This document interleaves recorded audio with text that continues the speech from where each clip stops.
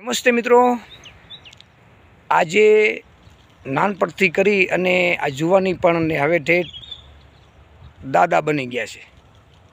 મિત્રો, ઘણા નાનપણથી નિયમો પાડ્યા છે અને અત્યાર સુધી આપણું ગાડું હાલ્યું છે. જ્યાં સુધી સત્ય ચાલે ને ત્યાં સુધી ચલાવીશું, બાકી નહીં હાલે તો આપણામાં કુદરતી જે લખ્યું હશે એ તો થવાનું છે.